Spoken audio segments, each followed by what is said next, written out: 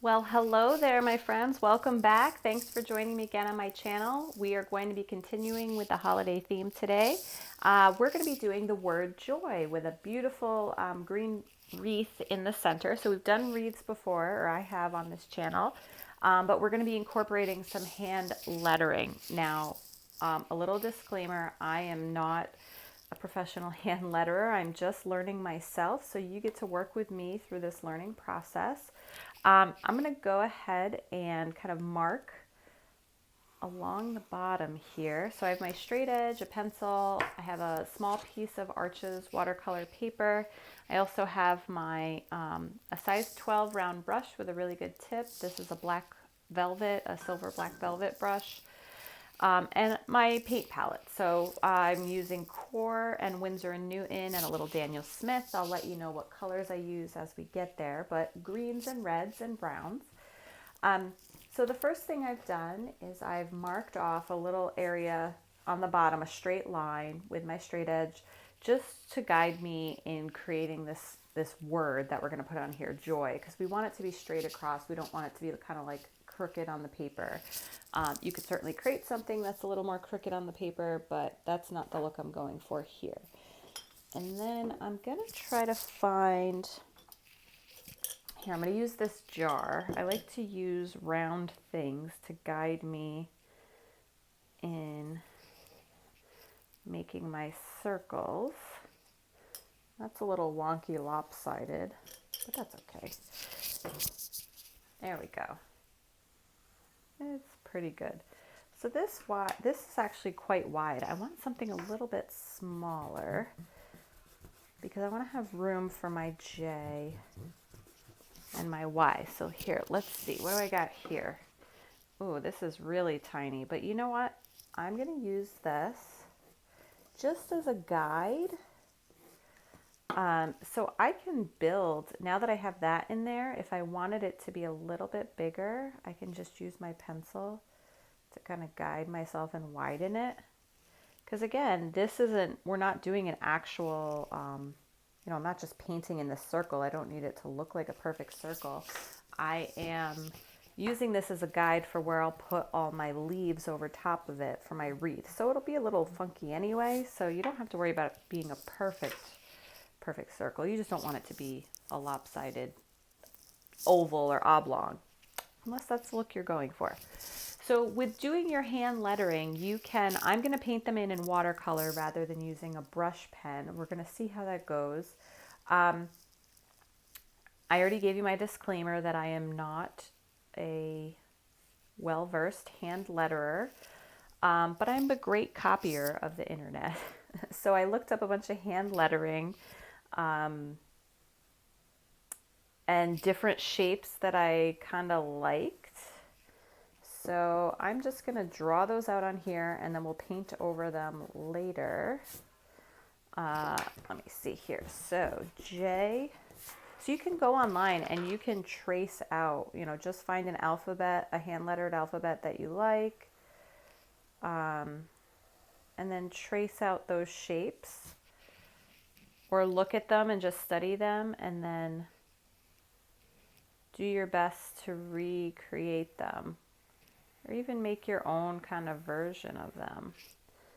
All right, so looking at this, I just want to make sure it kind of looks balanced, and this looks kind of high to me and this low. So what I'm going to do, I'm actually going to pull this down a little bit. So I have this big swoopy up here, and there are a ton of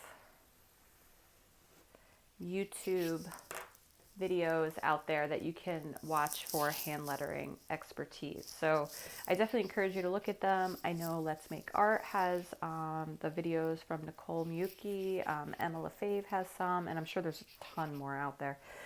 So anyway, I've just kind of drawn mine out, and then I'm going to go through and I'm going to lighten the pencil marks.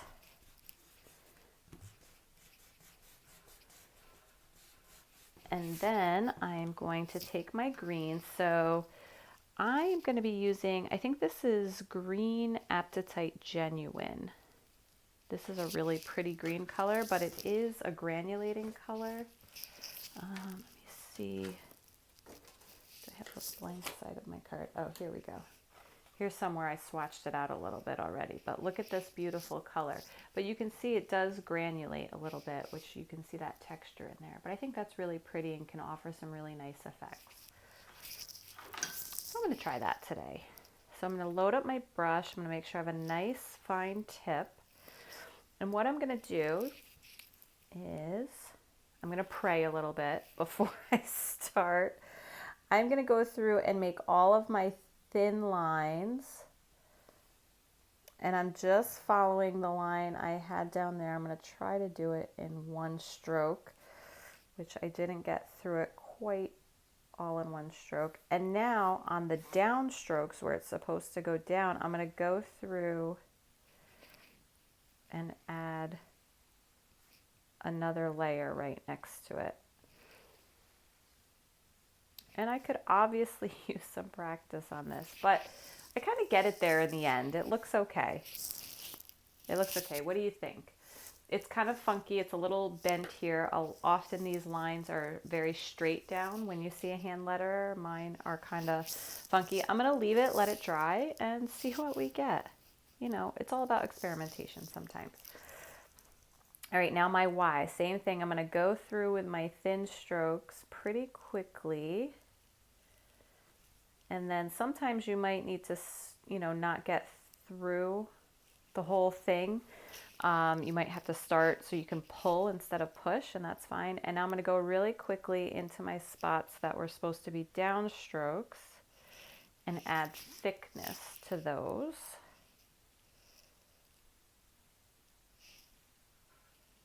There we go. And again, my thick lines are a little wobbly, a little funky with my watercolor, but you know, I'm going to embrace the imperfection and just remind myself I can keep on working on this skill. There we go.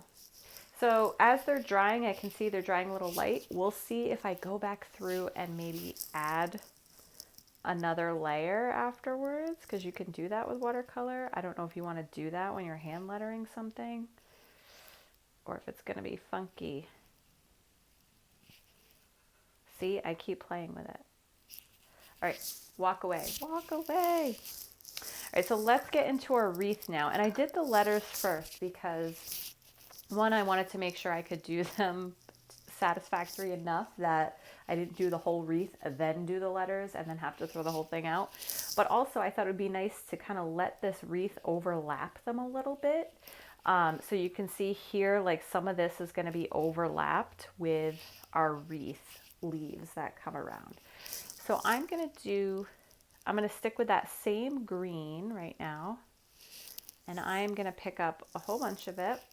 So I have nice and saturated, and I'm going to be making some broad leaves. So here on this swatch. So I'm going to be going through and making kind of our wide broad leaves, and I'm going to be going all the way around, adding a few of those in. Now I'm not going to make them as huge as I just made them, but I'm just going to start here making some broad leaves. Sometimes you have to do a couple of strokes. I'm going to leave these little puddles in here to dry in kind of these funky shapes. So I've overlapped there. I am going to make sure to go outside as well as inside my circle that I've drawn there. You can stick with all outside or all inside, but I feel like this kind of brings it together. And now I'm not going to be too shy about overlapping my J and my Y. I don't want it to overwhelm it, but I also don't want it to look like I painted around it and was afraid of it. So I made some nice broad leaves all the way around in that green Aptite Genuine. I'm going to put some smaller ones kind of inside here. And this one here. Maybe another one. Yeah, I'm kind of spinning my paper like a whirling dervish here.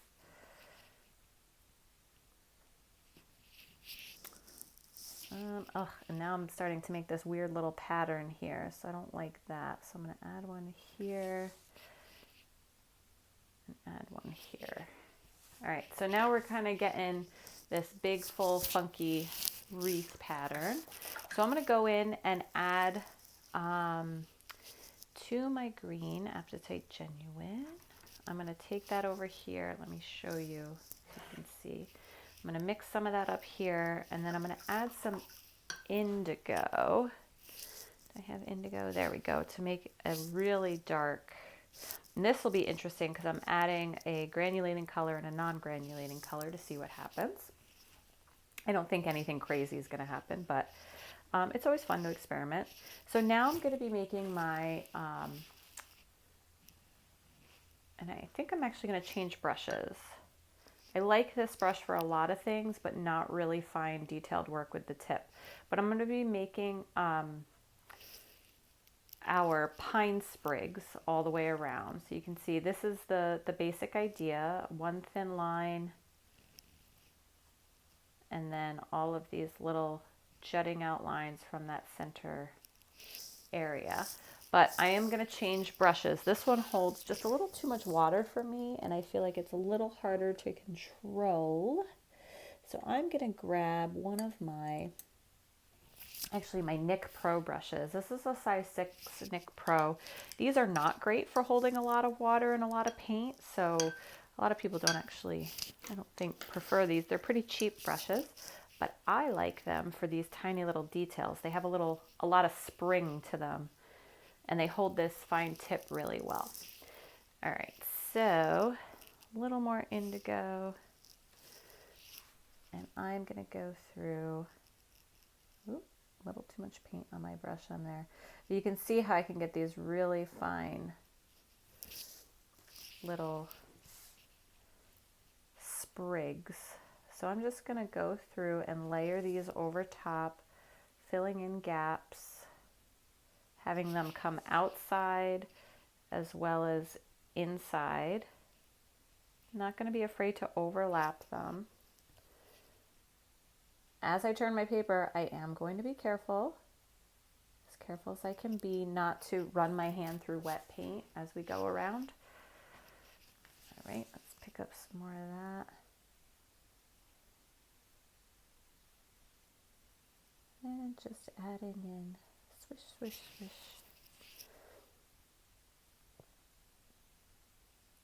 I've had a lot of new subscribers this week, which has been so, so wonderful. So thank you if you've recently subscribed. That always lets me know I'm kind of on the right track with what people enjoy and like to do. And after the holidays, we're going to return to some non-holiday themed paintings. All right, we do have to let some of these leaves dry. I want to add in a few more of these. You can see here where this bled out a little bit. Not my intention, but also not a crisis. I'm just going to go over that later. But we have a really dark leaf right here right now that's kind of throwing off the balance, but I think that's fine. We'll be able to balance it out. If you're ever worried about that and you put a really dark color down, lifting is always an option. So it's going in with a wet, damp brush. You want to do this as close to when you put the paint down as possible. It gets harder to do the longer the paint dries, but you can lift out a significant amount of paint. So you can see here it let me lift quite a bit, and I can actually let that dry and then paint over it again. So let's let that dry and move on to thinking about what else we're going to put in here. So we're going to put in, I think we're going to put in red berries, although this cool color palette is really nice to me. You know what, let's work on adding a few, I think, sprig details. So the pine sprig to the sides of these letters to kind of bring it all together. So this is kind of a nice balanced, excuse me. This is a nice balanced composition right now, and we don't want to throw that out of whack, but I think bringing in a few tiny pine sprig details to both sides here could bring even more harmony to what's going on in the center and then the letters on the outside. So once I do this, I do kind of have to commit to, I'm not going to do another layer on the letters. I'm okay with that. They've dried pretty nicely. So, but I'm going to come in here and I'm just going to add like, where do I want to put it? I think I'm going to add a pine sprig, like right, I'm trying to visualize it in my head. And I wish I had more room on this side because I feel like this would make even more sense if it was right here. If I had a little bit more space to work with over here, but I'm going to throw that one in there. And I'm going to even put one down. Ah, whoops, catastrophe. Catastrophe avoided. All right, I'm going to put one down here as well. And I'm overlapping right over the top of that, almost like it's like coming out of the bottom of this letter. There we go. All right, and I'm gonna actually turn this around so I don't run my hand through that wet paint. And I'm gonna add some over here. So I'm gonna do similar on this side. I'm gonna kind of come out here this way and follow the shape of the Y. Not precisely, but in that general direction, that curve. So I'm gonna put that there. I'm gonna turn it right side up so I can get an idea. Oh yeah, so I like that kind of symmetry. This one's coming this way, this one's going that way. So it's a little balanced there. And then this swoop goes this way. So I almost feel like if I do something this way, I do like that idea, but I feel like it's going to be too much in line with everything that's going across this way over the top. You know what? I'm going to do it like this.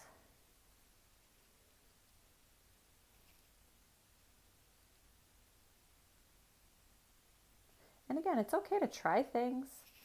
This is just paper. You can make more of these. And then, you know what? I like to do things, balanced is good, but balanced doesn't always mean symmetrical.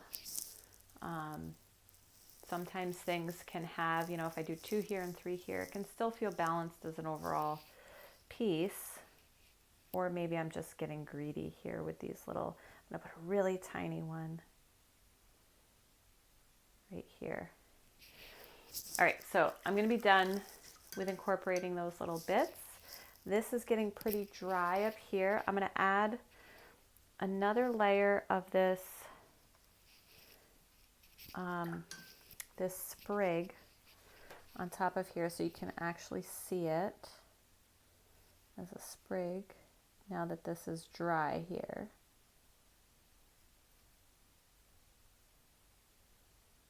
It's almost dry. It's still a tiny bit damp. I see a little bit of bleeding. All right, but I'm going to leave it like that. You can see the defined edges of the sprig.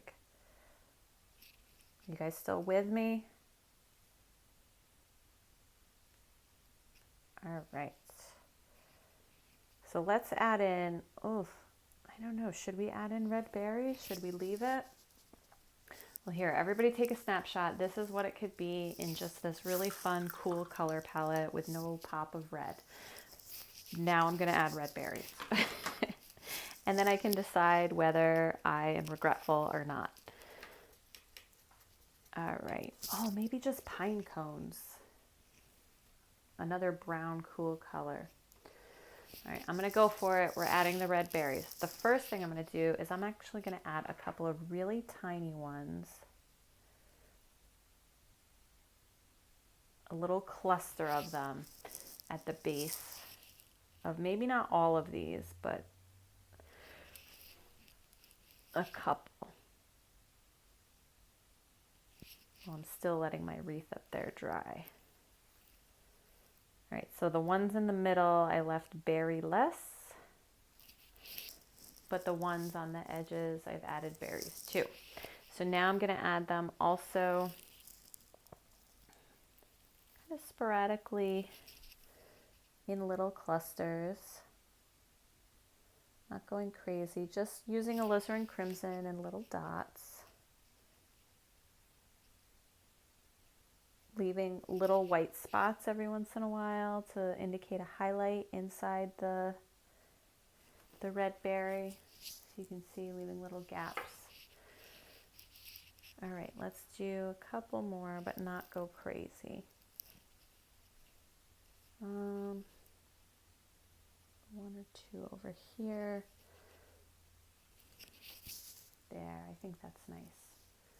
Very nice. So this piece definitely could have worked as a cool color palette with all the greens and blues only, but I do like it with the little pops of red in there. You could also add in a little brown. So I have some burnt sienna over here. I'm just going to use it raw. It's a very red brown, to add in some vines or twigs that go, and this almost looks red. I definitely could have mixed it a little bit with some green to cool it down. But just reinforcing that circle with a couple of branches or twigs. There we go. All right, so there is our word, joy, for the holiday season. Of course, you can have joy any time of the year, but this one does look a little Christmassy. So joy with our wreath in the center. We've added our hand-lettered letters, the J and the Y. Go check out some other proficient YouTubers who have some wonderful hand lettering videos out there to get your feet wet. But thank you for joining me. I'm Shayna Cersei. Don't forget to subscribe if you'd like to keep getting notifications and coming back for more. And of course, it always helps me out to know what people like. Feel free to leave a comment or a like as well. And have a great, wonderful rest of your day. Happy painting.